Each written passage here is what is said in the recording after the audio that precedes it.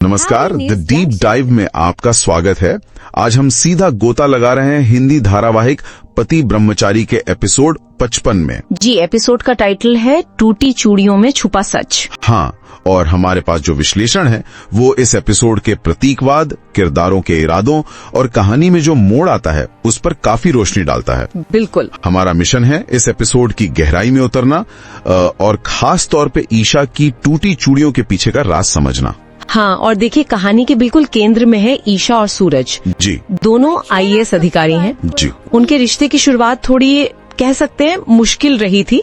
विश्लेषण में उसे अपूर्ण शुरुआत कहा गया है, पर वो धीरे धीरे प्यार में बदली। अब उनका जो ये पब्लिक स्टेटस है वो उनकी निजी जीवन की मुश्किलों को और उलझा रहा है। हाँ, ये तो है। और ये धारावाहिक खुद भी तो प्यार, धोखा, पारिवारिक राज और मुश्किलों में टिके रहना, भावनात्मक मजबूती, इन सब विषयों को उठाता है। सही। तो एपिसोड 55 ये वाकई एक अहम मोड़ लगता है। रसोई में काम करते हुए ईशा की नई चूड़ियों का अचानक टूट जाना, ये सिर्फ एक हादसा तो नहीं लग रहा है ना? बिल्कुल नहीं। ये घटना सीधे सीधे एक 7 दिनों की चुनौती से जुड़ी है। अच्छा, वो चुनौती? हाँ, जिसमें शर्त ये थी कि अगर एक भी चूड़ी टूट गई तो ईशा अपना कोई खास दावा खो देगी। तो इनका टूटना सिर्फ बुरा शगुन नहीं है, ये एक संभावित हमला है। हो सकता है जानबूझकर किया गया हो। और किरदारों ने इस पर रिएक्ट कैसे किया वो भी बड़ा दिलचस्प है। ईशा के लिए तो ये जैसे उसकी अपनी भावनाएं टूट गईं। हाँ, उसका दर्द, उसकी पहचान पर चोट। विश्लेषण कहता है कि वो अकेला महसूस करती है, पर कहीं न कहीं उसमें एक अंदरूनी मजबूती भी है जिसे प्राकृतिक दृढ़ता कहा गया है। वो एकदम बिखर नहीं जाती। सही, वो लड़ने का जज्बा रखती है। और दूसरी तरफ है सूरज, जो एकदम चुप है। हाँ, उसकी चुप्पी। ये चुप्पी उसका गहरा अपराध बोध दिखाती है। और मजे की बात ये है कि पहले वो इन्हीं चूड़ियों को नौटंकी कह रहा था। हाँ, मुझे याद है। पर अब शायद उसे इनका असली इनका वजन समझ आ रहा है। विश्लेषण में इशारा भी है कि शायद वो जल्द ही बोलेगा। अच्छा, जिसे कल का इशारा कहा गया है, ये कहानी में एक बड़ा मोड़ ला सकता है। लेकिन बिंदिया, उसकी प्रतिक्रिया तो बिल्कुल उल्टी है। वो तो सीधे ईशा पर इल्जाम लगा रही है कि चूड़ियां जानबूझकर तोड़ी है। हाँ, और विश्लेषण इसे बिंदिया का पहला गंभीर हमला बता रहा है। साफ लगता है उसकी नफरत और ईशा को नीचा दिखाने की एक सोची समझी चाल है। Pre planned. बिल्कुल। बिंदिया यहाँ एक बहुत ही चालाक दुश्मन के तौर पर उभर रही है। बहुत मुमकिन है कि चूड़ियों के टूटने का ये पूरा सीन उसी ने रचा हो। और फिर इल्जाम भी उसी पर। वाह। हाँ, ये सिर्फ फंसाने की कोशिश नहीं है, ये एक तरह का मनोवैज्ञानिक दबाव बनाने का तरीका भी है। वो इस मौके का पूरा फायदा उठाना चाहती है। चलिए थोड़ा सांस्कृतिक पहलू पर बात करें।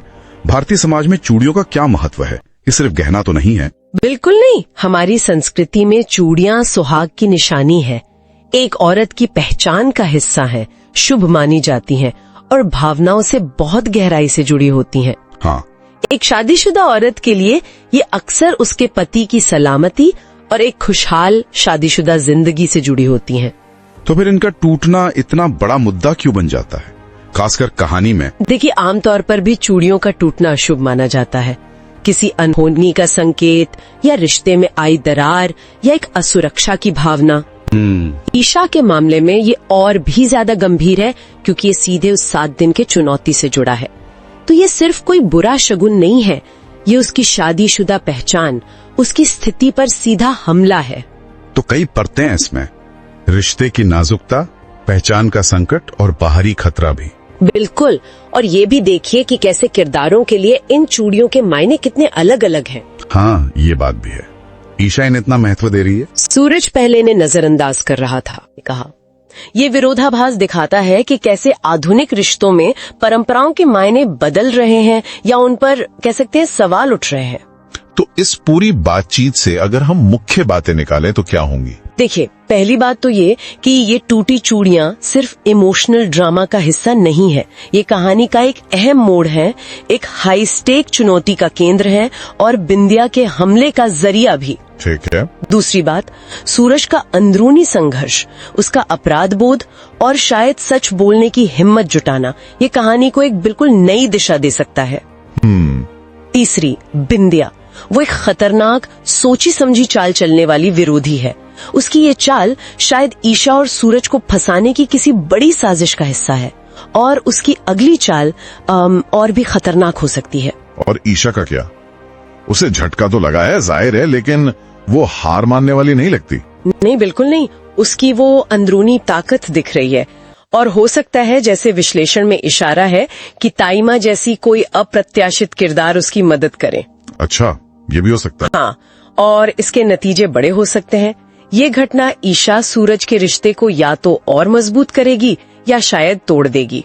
परिवार में कौन किसके साथ है, ये भी साफ होगा। और शायद धारावाहिक का जो नाम है पति ब्रह्मचारी, उसका राज भी खुलने के करीब आ जाए।